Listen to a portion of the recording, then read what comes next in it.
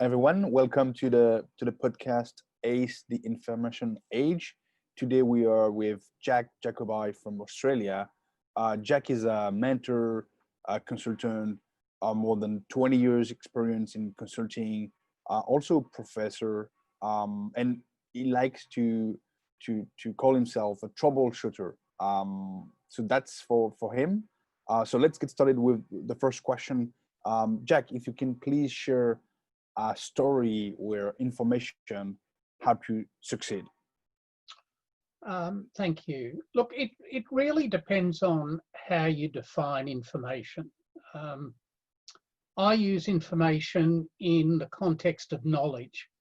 And as a consultant and a corporate advisor and you've used the term troubleshooter, you can't do that work unless the information that you have is accurate and relevant to what you're doing. And my experience suggests that information needs to be context specific. So what is useful as information in one environment is useless in another environment. Not because there's anything wrong with the information, but it doesn't inform the context. So I'll give you a couple of examples. I was asked to write a marketing plan for a semi-government organisation. The marketing plan involved turnover of around about $5 billion. And the first question I asked was, can I please see your constitution? And by looking at the constitution, I was able to identify what it is that they were meant to be doing. And what they were doing and what they were meant to be doing were not the same things. So the way the marketing plan was ultimately written had been informed by what the organisation needed to do. That information, which by the way should have been part of the briefing, which wasn't, but that's another issue, that information informed the task. And other tasks, that information may have been totally irrelevant, but for the task I was doing, it was absolutely relevant. Another example is, again, a semi-government organisation. I was asked to develop a policy for a particular type of agricultural product around Australia. And this is where context is really important. The context of the request was because the organisation had purchased what was then a subsidiary, and they had been accused of overpaying. So the information that I required had to speak to what they were asking me to do. And what they were asking me to do, in a nutshell, was to validate their decision and the strategy that they wanted to take. So my process of gathering information was to talk to people within the context. And I did. I spoke to people around the country, and I spoke to practitioners and experts and so on and so forth. Bottom line was this: the information told me that what the client wanted me to do was not accurate and wouldn't work. What happened ultimately was that eventually, perhaps grudgingly, the client accepted that they were wrong and that the recommendation was correct, and it was adopted. So information is really important, but it's not a generic. And it's interesting because I said before that information equals knowledge. And a lot of people in the corporate sector believe that knowledge is generic. So they collect a lot of knowledge and they put it into a receptacle. It might be Lotus Notes or it might be something else. And they argue that it needs to be made available to anybody who wants it whenever they want it.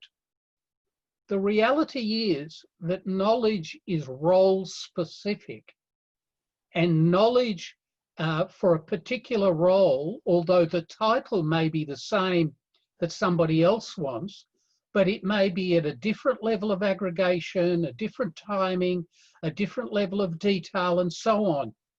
Knowledge is role specific, not generic. And a lot of people make that mistake. And every client has their own context. So if you don't understand the context, then you're not going to call for the right knowledge that informs you in whatever it is that you're trying to do, whether it's consulting, which is what I do, or whether it's being a manager in a corporation. If you don't understand your context, you'll get it wrong. So the first step for you as a consultant is really to ask the right questions to your clients to understand this context. Absolutely. And one of the client philosophies in relation to consulting is we're not going to pay you to learn our business. And that's a legitimate comment. But what they have to understand is they have to answer our questions both honestly and accurately, because it's in their own self-interest. It's not in my self-interest. I mean, it enables me to finish the job and send my invoice and get paid. Yeah, but I won't get another job with them. Yeah. I need to be able to be effective. And to be effective, I need to understand the context that my client is working in every day so that I can add value through my experience. Yeah, so it's part of the basic communication. And as you mentioned, it's supposed to be in the initial briefing that they sent you. Should be, yeah. It should be. Yeah. It never is, by the way. It never is enough, but that's okay. Yeah. I mean, as you said, right, it's also part of your role to step down and say, okay, what is the big context? And you have to ask those follow-up questions to really get the big picture. Yes. Yeah. So can you recall a story where, you know, that's the opposite, where you actually failed because you didn't have enough information? So I guess it will be around the lack of information in the brief as well. Yeah. Story? Yeah, I do. Many years ago, I was the national marketing manager of a large national organization. And I wanted to develop a new incentive program for field staff. And knowing these people, I assumed that they were driven by monetary reward. They wanted bonuses and all of that. So I developed what I thought was a really effective incentive program for them. And when I started to sound people out on it, it was obvious to me that not everybody was resonating with what I proposed. So I collected the field staff and took them for a weekend away. And one of the sponsors of this organization was a wine manufacturer. So we had a carton of wine and we sat around the fire on a Saturday night. And I said to each person, why are you here? And what I learned was that every person had a different reason for working in that organization. And they weren't all motivated by money. Many were, but not all of them. And so I reconstructed an incentive program that recognized the diversity of motivation in the field force. And that was very successful. But had I gone ahead without the information about the field force motivation, it would have been absolutely wrong. So it started as well with a question that you ask, a simple question. Oh, absolutely. So listening to you, it felt like it really comes down to asking questions. So when it comes to managing data, knowledge, information, whatever you call that, you must ask questions. Either you talk to your Well, clients or people questions. yeah, you do, and that's how it presents itself. But you need to have clarity about what your client wants, and if you work in an organization, what are your objectives? Because if you're trying to, simple example, if you're trying to grow assets, then the questions you ask are different to if you're trying to grow dividend. They're, Yeah.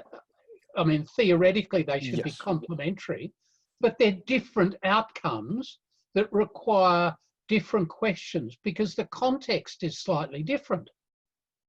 The context for asset growth is what is our asset base now? How have we grown it in the past? How much can we afford? And what sort of assets do we need? That's the context of asset. But dividend, how much have we paid? What's the expectation of our shareholders and so on? Different questions, therefore different information based on the objectives. And you need to be clear about that. And once you're clear about what they're trying to do or what you're trying to do, then the questions come that identify the knowledge you need to achieve what you're trying to achieve. So how do you ask the right question? How do you know it's the right questions to ask? Look, a lot of it is experience, because when you get to my vintage, you've asked a lot of wrong questions and you learn which ones work, which ones help you and help the project, and which ones don't. But if you go through, get clarity of objective, then ask your questions, you're probably on the right track. And even if you ask some stupid questions, that's okay, as long as you do ask the good ones. And let me say too, you mentioned before that I'm a strategist. Yes, that's what I do. But there are two types of strategists. There are the strategists who come from within an industry and they know it really well. And then there are strategists who work in all industries. And that's me. So when you work in all industries and you do it because you're able to bring solutions that work in other environments into your client's environment that they may never have considered because it's not part of what they do. Yeah. But when you work the way I do, you get excused for asking stupid questions that everybody assumes. Everybody knows that. Why is he asking that? Well, I'm asking it because I don't know. And if it's a stupid question, I apologize. But often the stupid questions make them question things that they've all assumed to be a given, to be a rule, to be the way we work, when in fact they don't need to work that way. They can work a different way that is more effective, efficient, or profitable. It's actually asking questions on things that are supposed to be obvious, and we are not supposed to put them into question. Correct. That Yes. push people to reconsider everything. And absolutely, it makes them question. Look, the fundamental start point for me is, what do you want? Everything else follows.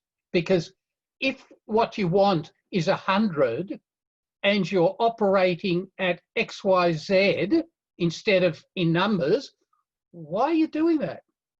What's the logic? Everything follows after that. And yes, you need to be brave enough not to pretend that you know everything about the client environment, because you never will. But be brave enough to ask the question that gives you the information you need to progress to the next step. All right. So you mentioned you ask questions. Now, once you have asked those questions, so sometimes the clients give you information, but I guess sometimes you have to do your own research. How do you deal with all this information? I see in your background you have so many books. Nice background. How do you deal with the information overload? How is your daily routine towards knowledge and information? Well, it depends whether it's client related or non-client related. If it's client related, it's actually pretty easy, because if you've asked the right questions, often clients don't have all the answers. They don't know everything. And let me say, there's no one on earth that knows everything about anything, okay? Yeah. Knowledge is partial, almost always. However, if it's client-based, it's pretty easy because you know what you're looking for.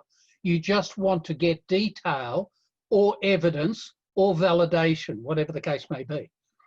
In my non-client activity, I read a lot. I can't help it. I read the Australian Age, the New York Times, LA Times, News 360, Reuters, and a variety of other largely news and topical article sources. But the trouble in identifying and refining what I read comes down to basically three options and a driver. The driver is to better understand context, my context. So I've got three options. I can read everything, which is humanly impossible. But the other implication of that is that you spend a lot of time that doesn't add value. Now, I'm not talking about enjoyment. I'm not talking about that. If you want to read non-fiction, go for it. Don't have a problem. But if I'm trying to enlarge my understanding of context, reading everything doesn't make sense. It really doesn't make sense. On the other hand, I could read only those things that relate to my specific context. Now, that's okay, but you'll miss a lot. The assumption about knowing what to read assumes you know what to read.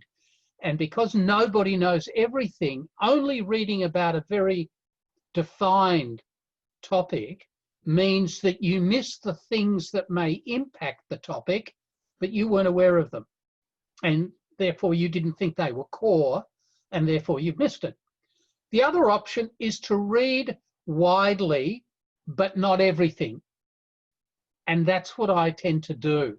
And again, the objective is to better understand my context.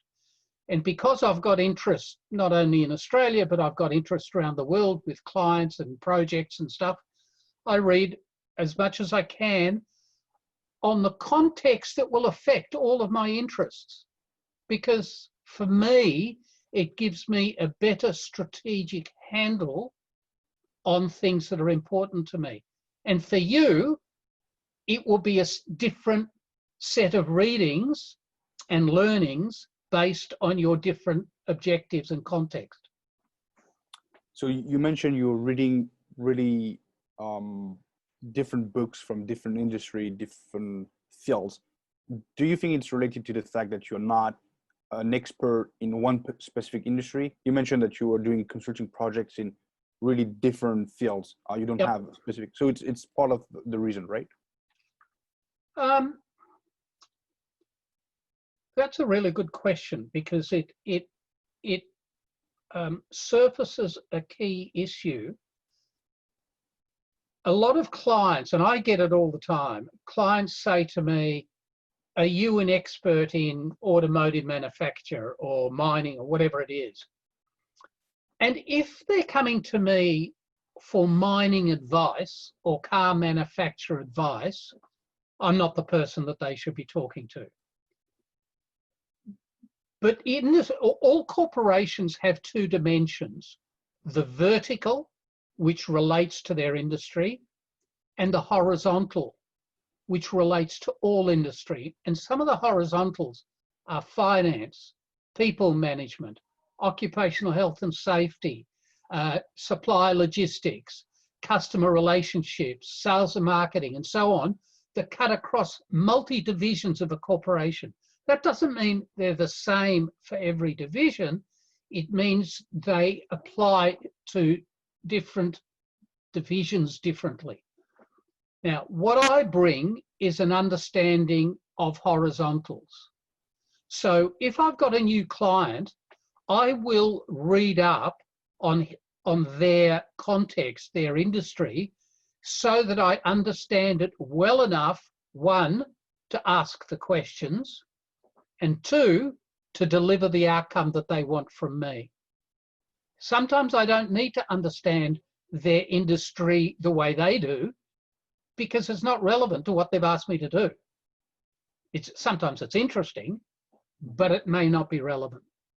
And yeah, I'll read up on it, but it won't be at the level of an executive in the industry, because it doesn't need to be most of the time. So you don't need to be an expert to solve a problem, especially if this problem is not industry specific. Yeah. Look, I've got a lot of clients, and a lot of them are government. And I get brought in by government primarily as a problem solver, not because I'm an expert in what they do, because I don't know what they do in detail. I know philosophically from their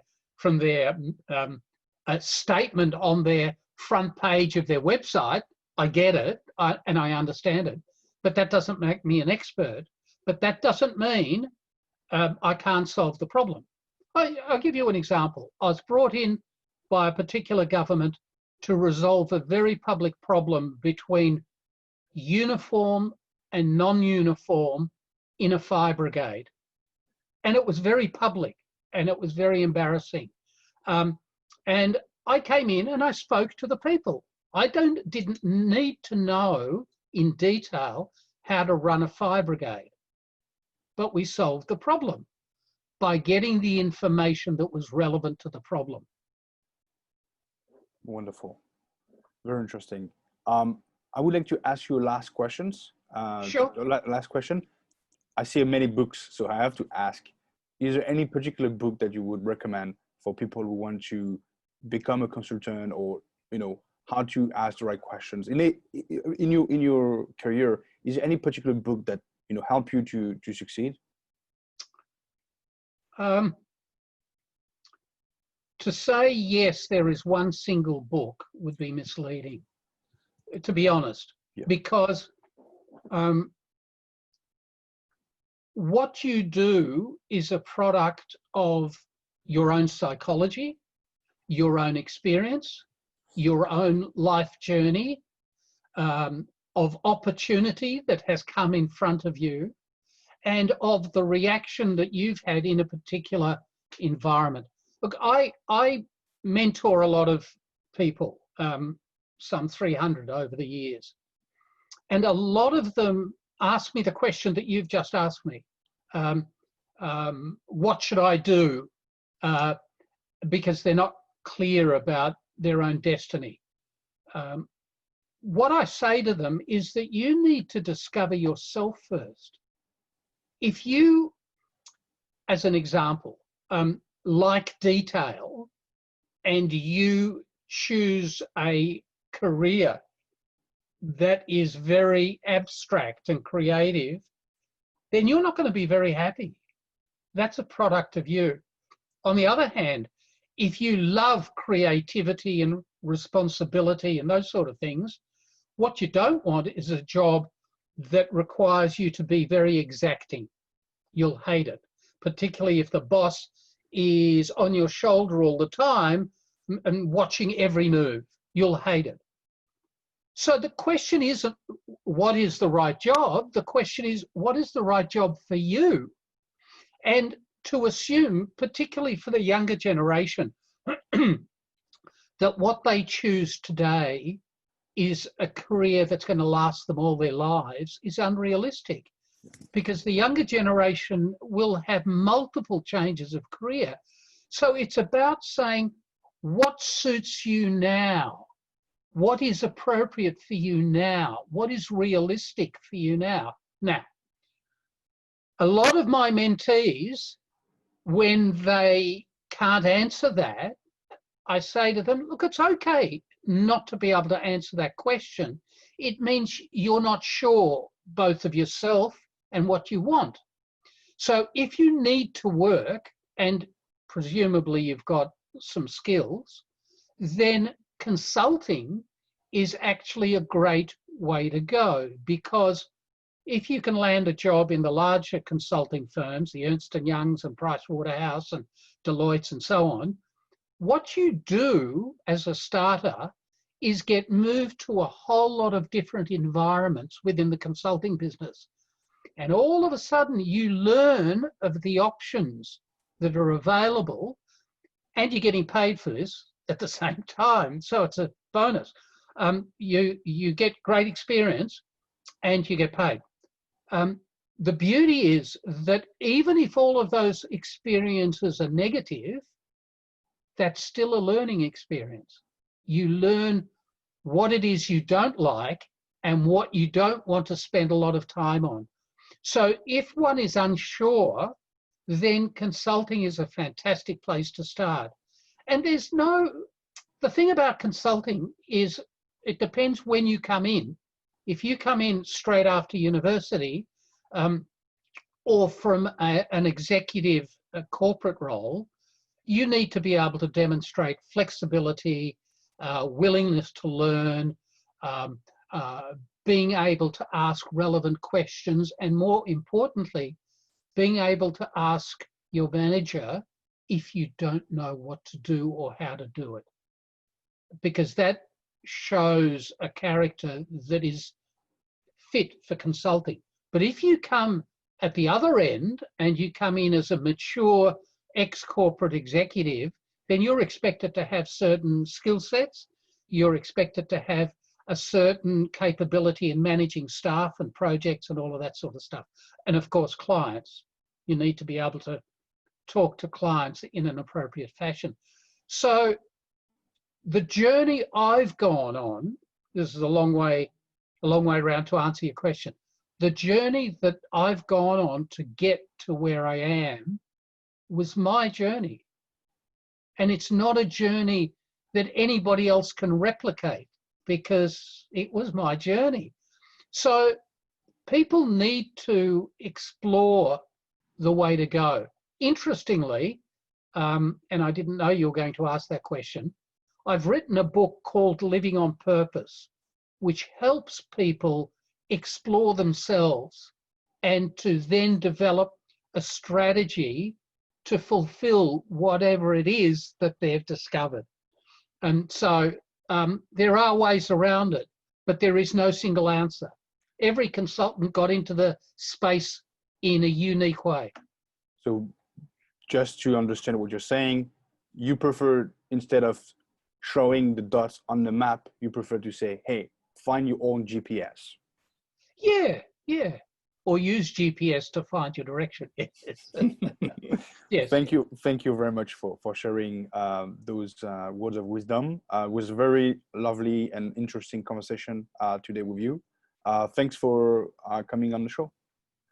It's a pleasure. Thank you. Thank you very much. Bye.